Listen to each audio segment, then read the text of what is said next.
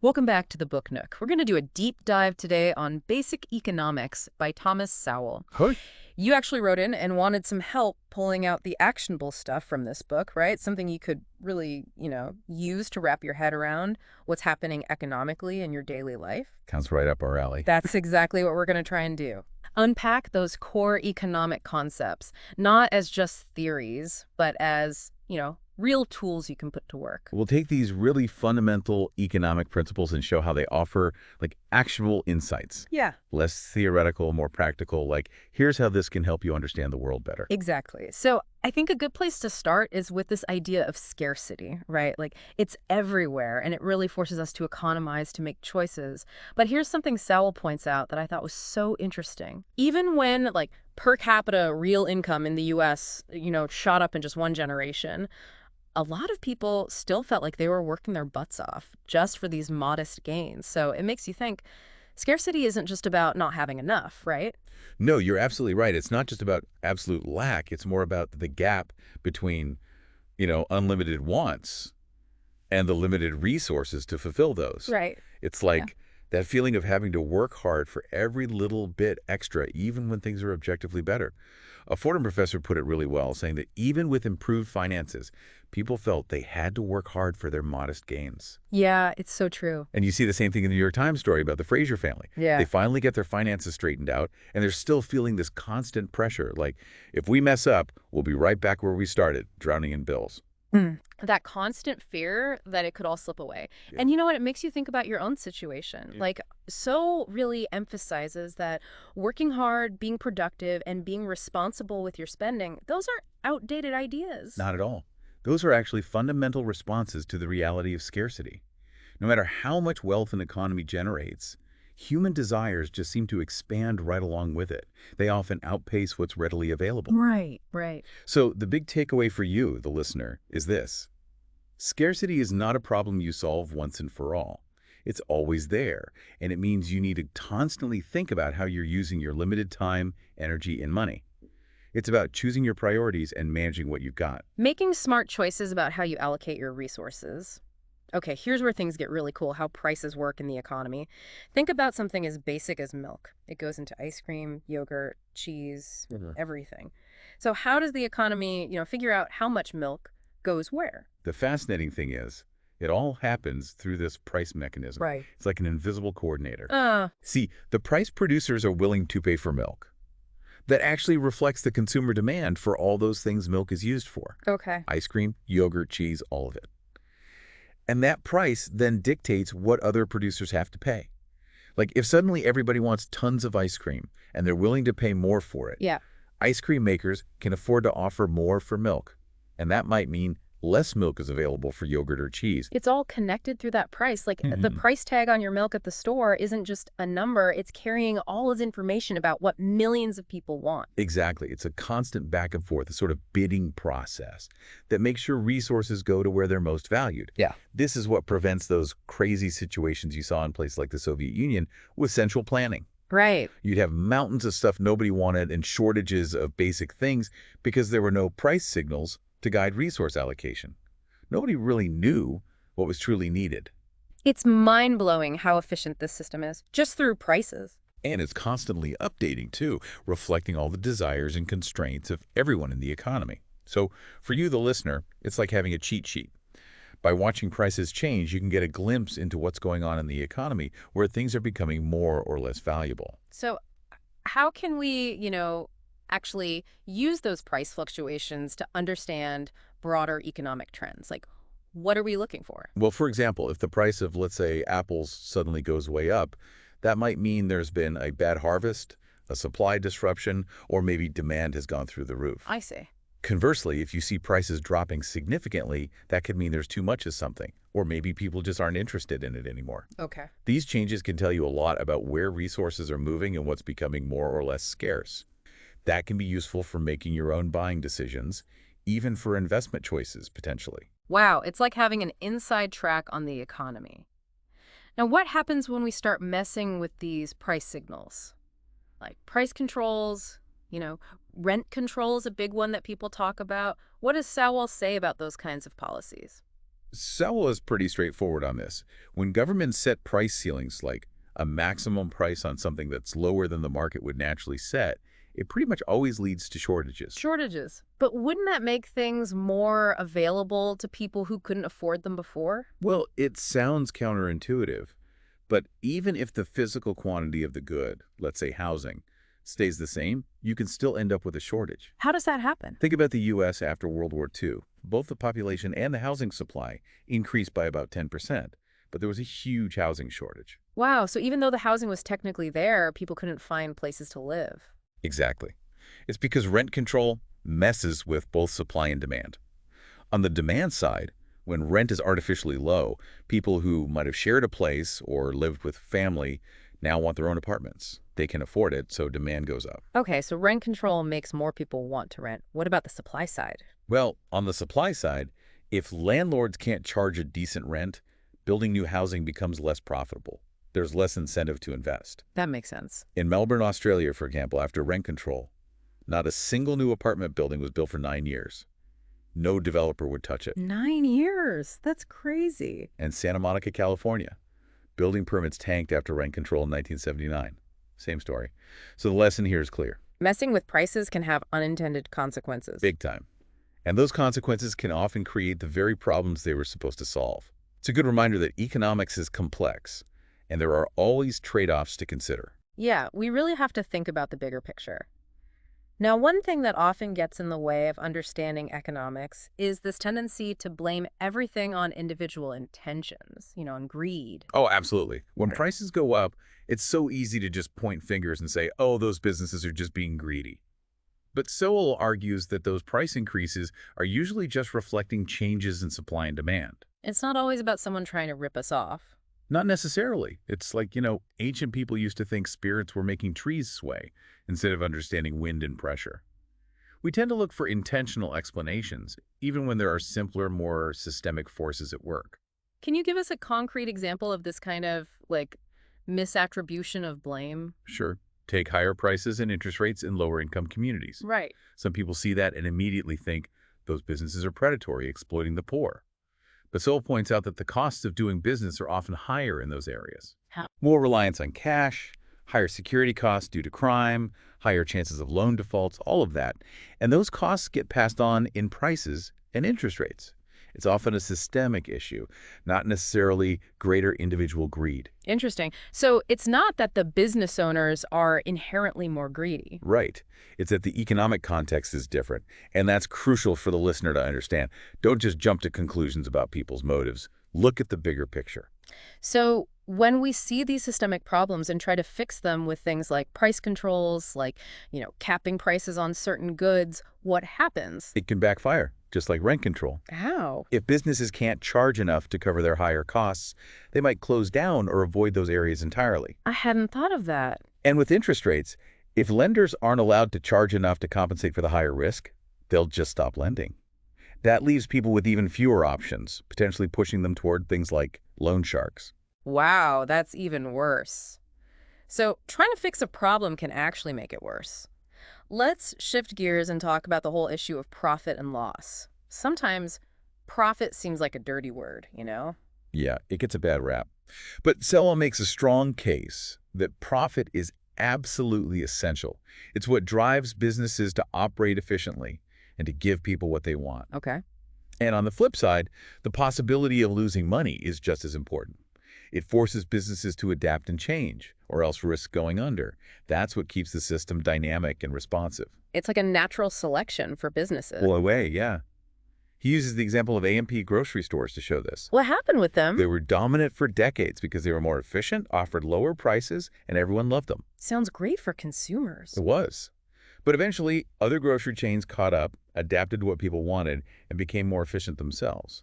A&P failed to keep up and lost market share. It's like any business. You have to stay ahead of the curve or you get left behind. Exactly.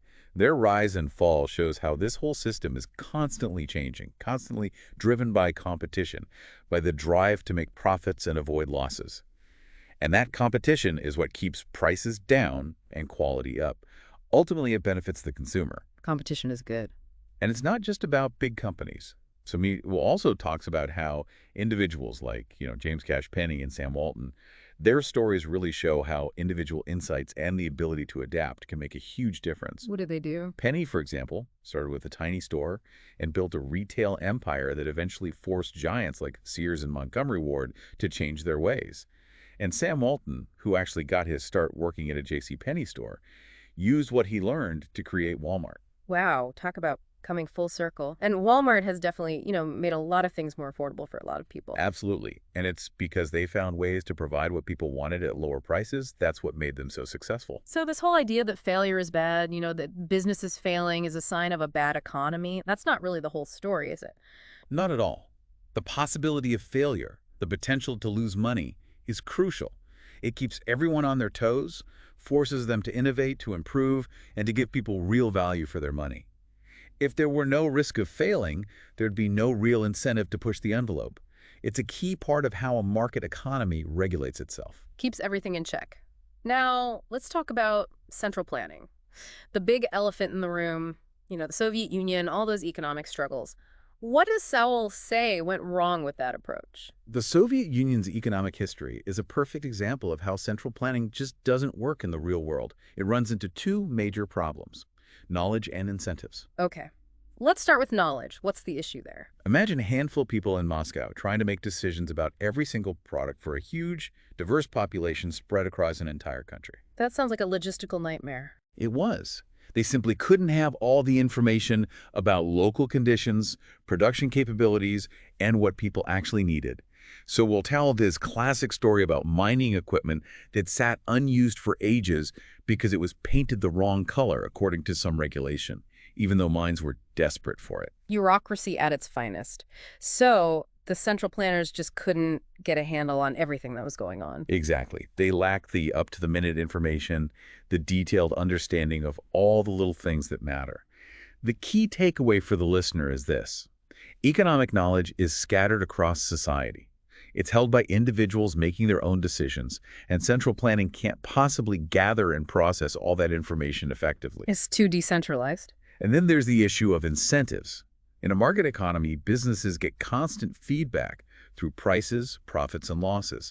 They're driven to be efficient, to please their customers, because that's how they make money. Makes sense. But in a centrally planned system, government officials don't have those same incentives. They're not rewarded for efficiency or punished for failure in the same way. There's no profit motive, so what happens?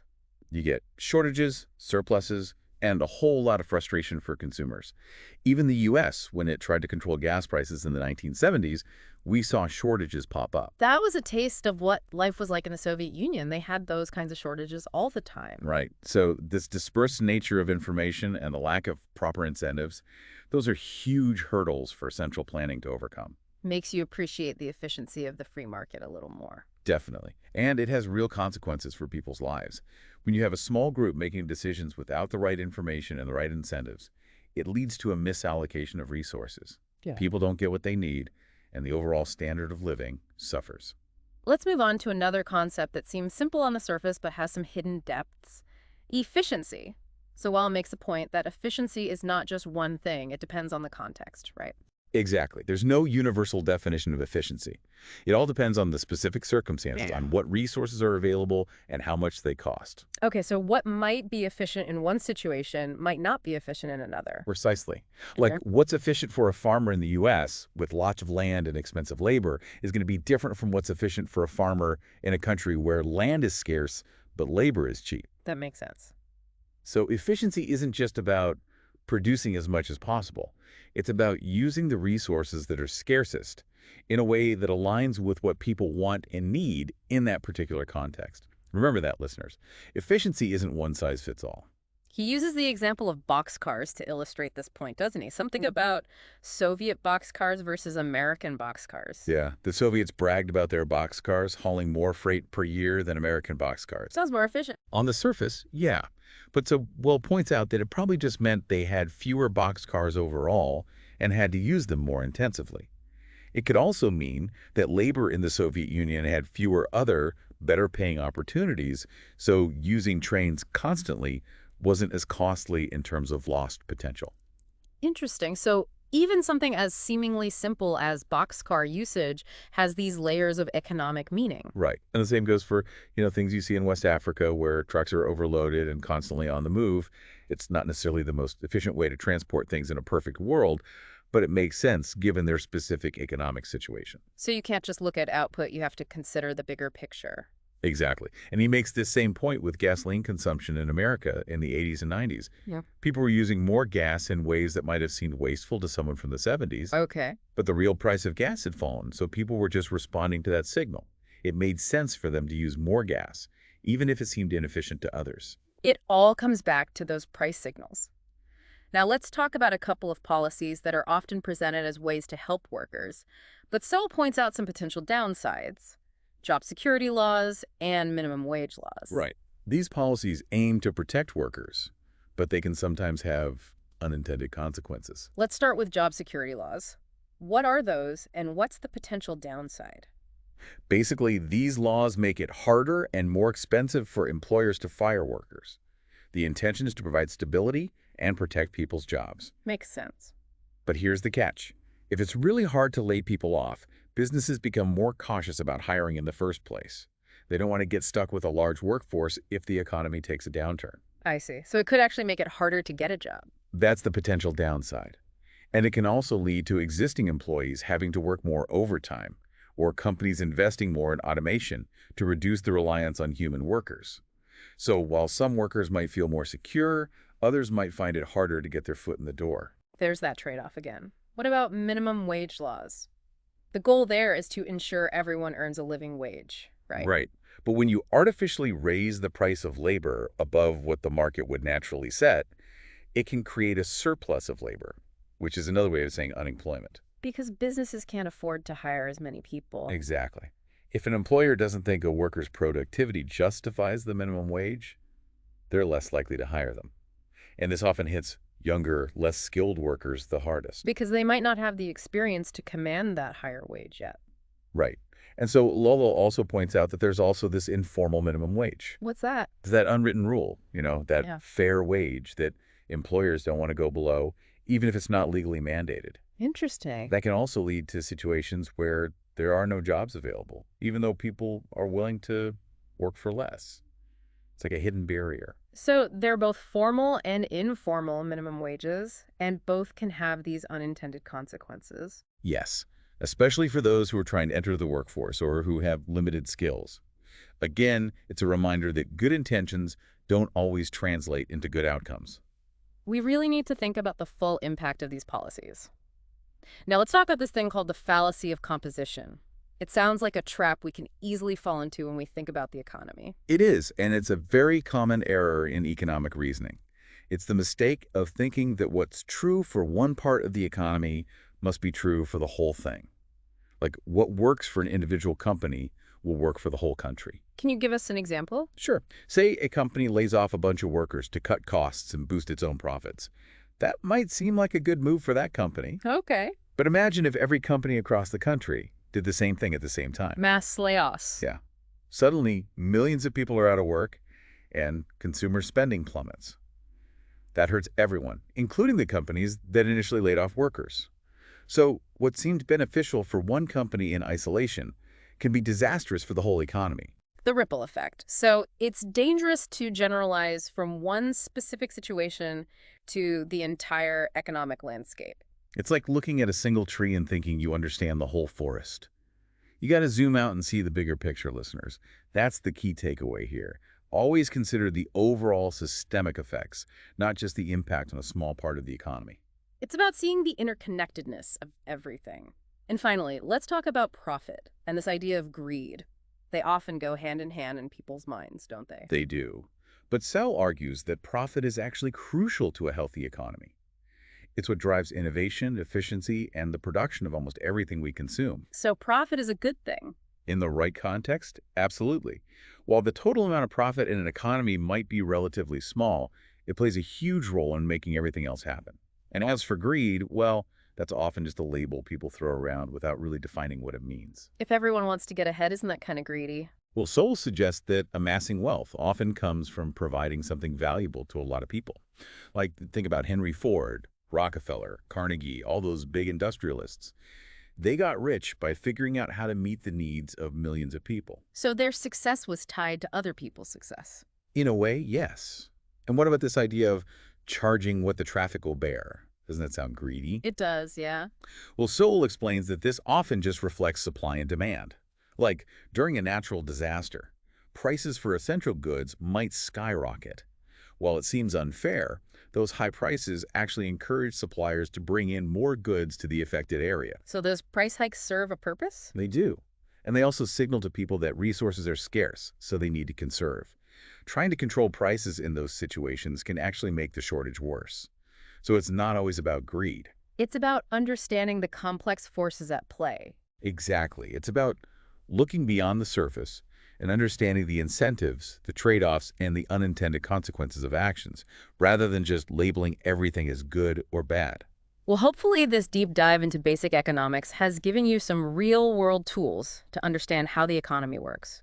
We've talked about how scarcity forces us to make choices, how prices act as these incredible information signals, and how even well-intentioned policies can sometimes backfire. So the takeaway here is to think critically, to question assumptions, and to recognize that economics is a complex system with a lot of moving parts. And don't forget, readers, go back to the book, explore these ideas further. What questions do you still have? Let us know, and maybe we can tackle them in a future deep dive. We'd love to hear from you. And remember, the more you understand these economic principles, the better equipped you'll be to navigate the world around you. That's the real power of this book. Absolutely. Thanks for joining us. Thanks for having me. We'll see you next time in the Book Nook. Bye, everyone.